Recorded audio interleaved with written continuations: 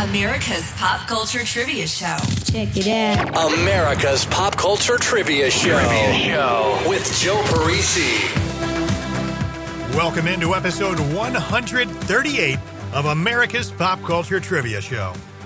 I'm Joe Parisi, and I have 3 rounds of fast-paced pop culture trivia coming your way. 7 questions per round, 5 seconds between questions for you to think of the answers. The way I've got the rounds set up today is music will be our first round. Second round is going to be a mixed round. And round 3, television. Good luck. Now let's play. Round 1. Here we go. Round number 1, music. Question 1. Released on an album called 4 back in 1994, the song The Mountains Win Again would end up being used in Busch Light commercials.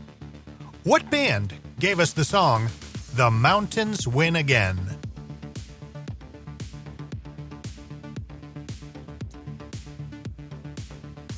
Question 2. Pour Some Sugar on Me is a 1987 hit from Def Leppard. It came from what would go on to be Def Leppard's best-selling album to date, selling over 20 million copies worldwide. What is the name of this 1987 Def Leppard album?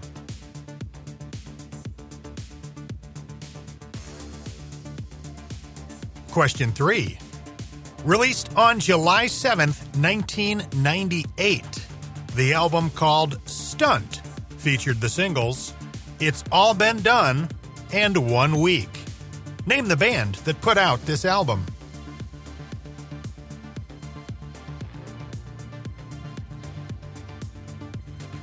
Question 4. The albums Rattle and Hum, Pop, How to Dismantle an Atomic Bomb, and Zoo TV Live were all albums from what rock band?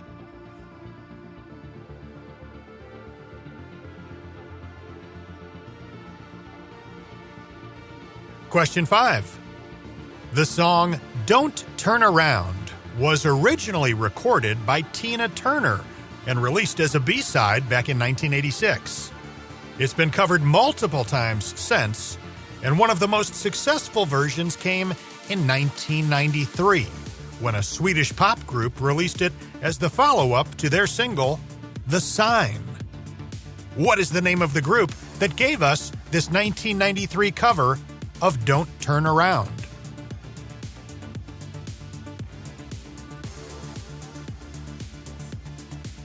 Question 6. Love it or hate it, the 1994 Swedish Eurodance song Cotton Eye Joe was a #1 hit in more than 10 countries. What is the name of the group that gave us this song?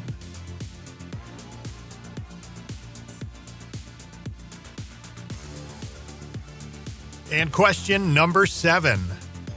The power ballad Nothing's Gonna Stop Us Now is a duet featuring the vocals of Grace Slick and Mickey Thomas. The song was the theme to the 1987 romantic comedy film Mannequin. What band gave us Nothing's Gonna Stop Us Now?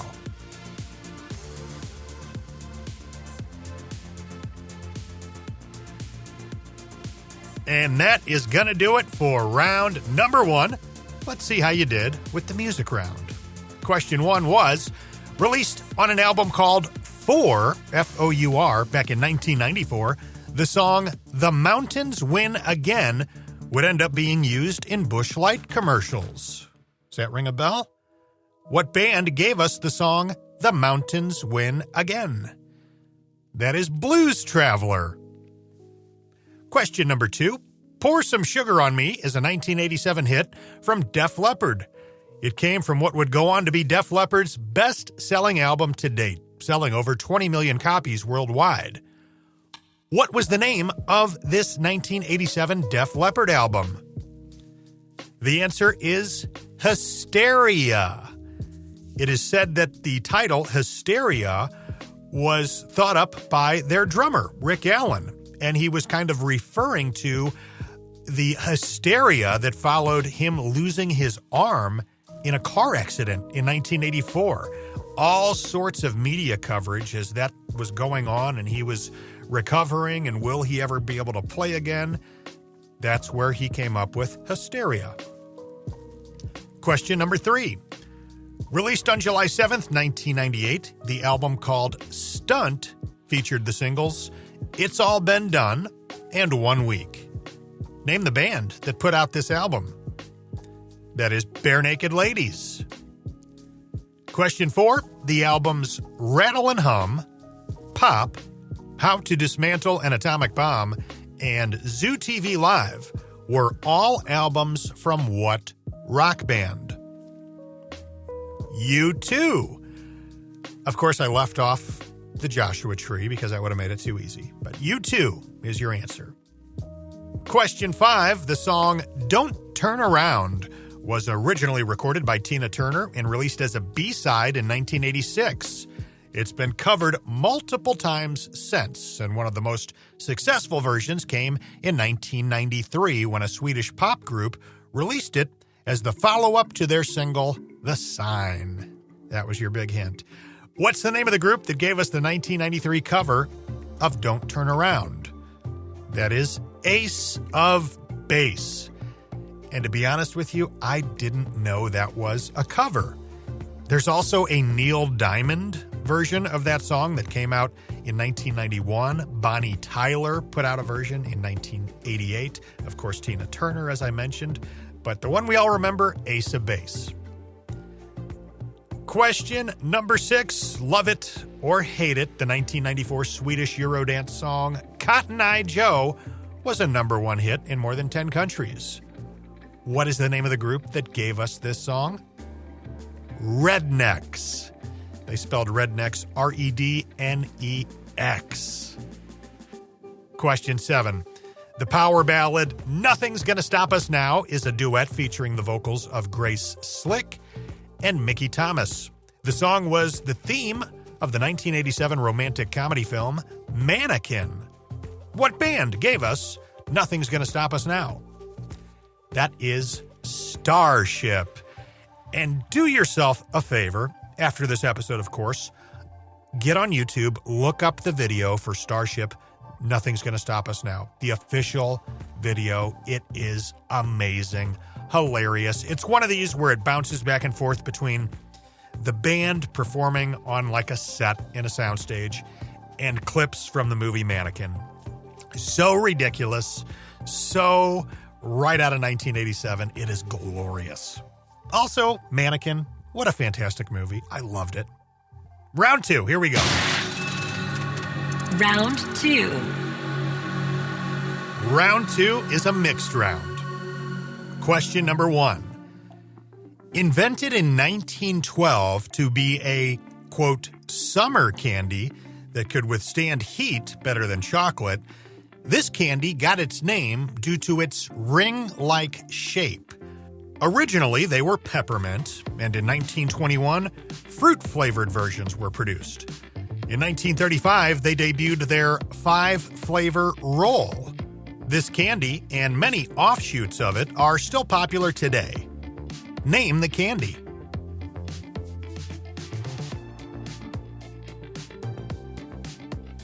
Question 2.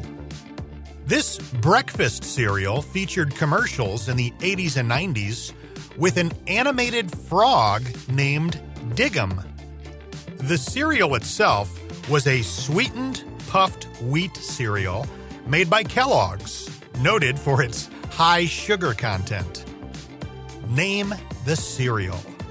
Who had the animated frog in their commercial back in the 80s and 90s?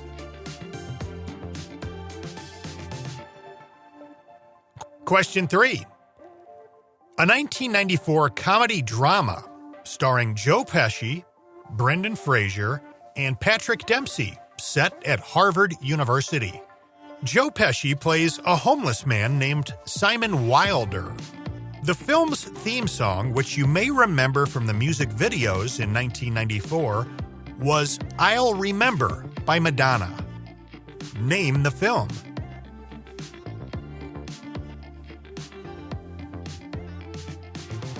Question 4. Known by many as the Chicago Bulls theme song, this instrumental song, titled Serious, has become a staple at many college and professional sporting events. The song comes from a 1982 album called Eye in the Sky. What band gave us this song?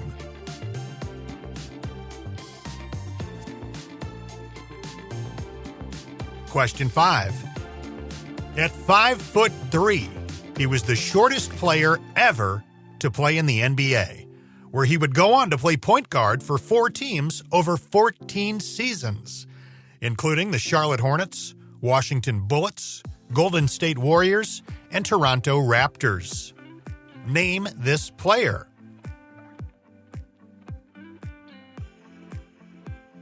Question 6. Doobie-doobie-doo. In the 1990s, a series of horror noir-style commercials featuring some penguins determined to steal people's beer made quite a splash. The campaign used the tagline, "Beware the Penguins." What beer were these ads for?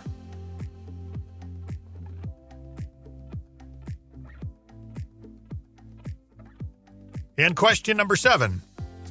I'm going to give you the names of 2 characters in this film. You tell me the name of the film. It is from 1993. Chet Steadman and Henry Rowengartner. Name the film.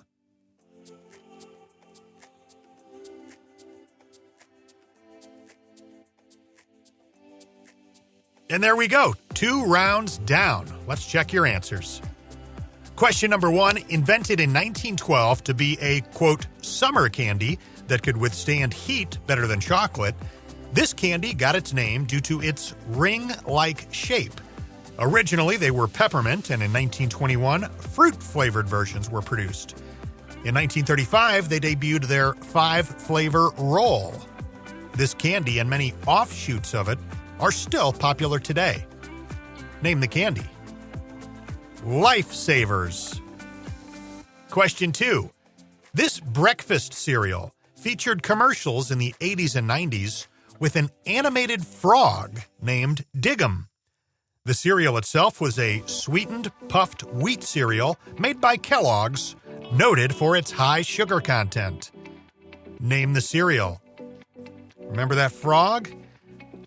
Honey Smacks. Question 3. A 1994 comedy drama starring Joe Pesci, Brendan Fraser, and Patrick Dempsey set at Harvard University. Joe Pesci plays a homeless man named Simon Wilder. The film's theme song, which you may remember from music videos in 1994, was I'll Remember by Madonna. Name the film. That is With Honors. Question 4. Known by many as the Chicago Bulls theme song, the instrumental song titled Serious has become a staple at many college and professional sporting events. The song actually comes from a 1982 album called Eye in the Sky. What band gave us this song? Alan Parsons Project. Question number 5. At 5'3", he was the shortest player ever to play in the NBA, where he would go on to play point guard for 4 teams over 14 seasons, including the Charlotte Hornets, Washington Bullets, Golden State Warriors, and Toronto Raptors. Name this player. That is Tyrone Muggsy Bogues. Question 6. Doobie-doobie-doo. In the 1990s, a series of horror noir-style commercials featuring some penguins determined to steal people's beer made quite a splash. This campaign used the tagline, "Beware the Penguins." What beer were these ads for? The answer is Bud Ice. The same advertising agency that had come up with the famous Got Milk campaign was behind the Penguin campaign. It's a couple of big hits. Question 7. I'll give you the name of two characters from this film. You tell me what the film is. It's a 1993 film. Chet Steadman and Henry Rowan Gardner. Name that film. That is Rookie of the Year. Daniel Stern, who played Marv in Home Alone, directed that movie. He's also in it as well. Round 3. Round 3 today, all about television. Here we go. Question 1. Red Foreman was a character on what period sitcom that ran from 1998 to 2006?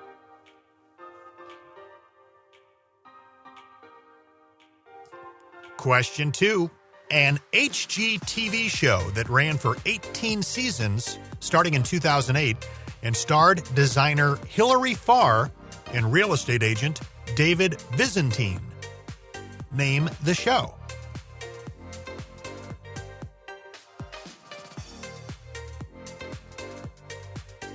Question 3. A character named Myra Monkhouse appeared on over 50 episodes of what popular 90s sitcom? So this is a recurring character named Myra Monkhouse. What show?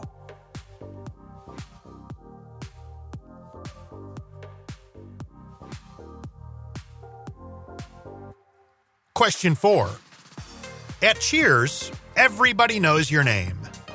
On the show, Shelley Long played Diane. What was Diane's last name?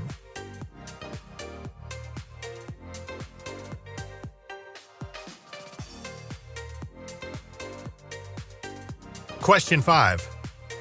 What is the name of the actor who played Theo Huxtable on The Cosby Show?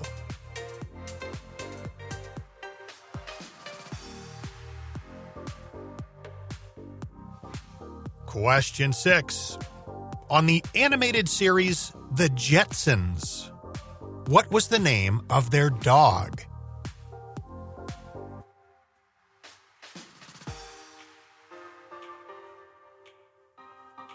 And question 7. Actor Murray Bartlett won a Primetime Emmy Award for playing a luxury resort manager and a recovering addict named Armand. On what show?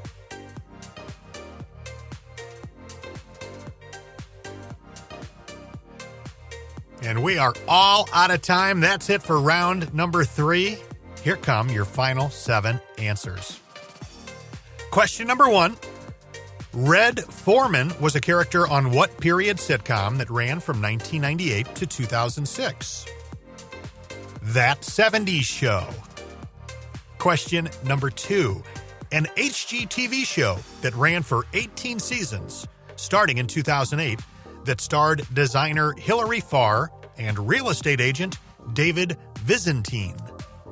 Name the show. That is Love It or List It. Question 3. A character named Myra Monkhouse appeared on over 50 episodes of what popular 90s sitcom? Family Matters. Myra was Steve Urkel's girlfriend. Remember, she was just absolutely infatuated with Urkel? That's Myra Monkhouse. So Family Matters is your answer.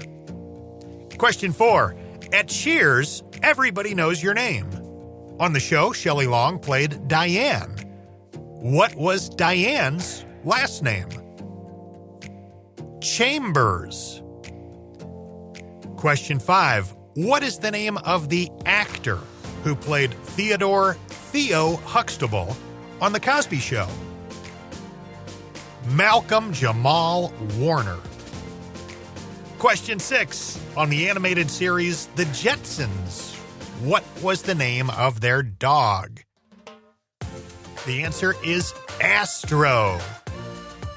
So Astro, from what I'm remembering, didn't really talk but made sounds. Sounds that kind of sounded like words you could kind of understand. Well, the same man who voiced Astro was the voice of Scooby-Doo and Papa Smurf. Don Messick was his name. Final question, number 7, actor Murray Bartlett won a Primetime Emmy Award for playing a luxury resort manager and recovering addict named Armand on what show? The answer is The White Lotus. And I threw that one in there to set you up for this little story that I wanted to share with you guys. So I recently went to Hawaii. I was in Kauai and Maui. And a couple weeks before I went, I found out that the resort I was going to be staying at in Maui at Wailea Beach was next door to the resort that was the set of The White Lotus Season 1. It's actually a 4 seasons resort. Beautiful resort, so obviously I got to go over there and poke around and see what spots I recognize. And I get talking to a nice young lady who's working at the front desk, May. And May showed me around the property, showed me where Armand's office was, showed me the restaurant that they used, and explained to me that back around October 2020, all the resorts on the island were completely shut down because of COVID. So HBO was able to rent out the entire 4 seasons, and it was like their COVID bubble. Remember, like the NBA was doing that, different organizations were doing that. Well, the 4 seasons, Wailea Beach in Maui was HBO's little COVID bubble for The White Lotus Season 1. They had the beach to themselves, obviously the pool, the restaurant, the whole hotel. There was nobody around. That 4 seasons just brought in minimal staff to keep things running smooth for them, and that's what they did. But it was really cool. Obviously the front desk, Armand's office where all the crazy stuff happens, the pool, the beach, really cool. So, White Lotus Season 1, if you're into that, look up the 4 seasons, Wailea Beach in Maui, and just from the pictures on the website, you'll be able to recognize quite a bit of it. My name is Joe Parisi. This has been America's Pop Culture Trivia Show, episode number 138. If you ever want to reach out and say hello, you can do so through my voiceover website, which is joeparisivoiceover.com. I'm going to go make up some more questions so we can get together in 2 weeks and do this all over again. Thank you guys so much for listening. Have a great day. America's Pop Culture Trivia Show with Joe Parisi.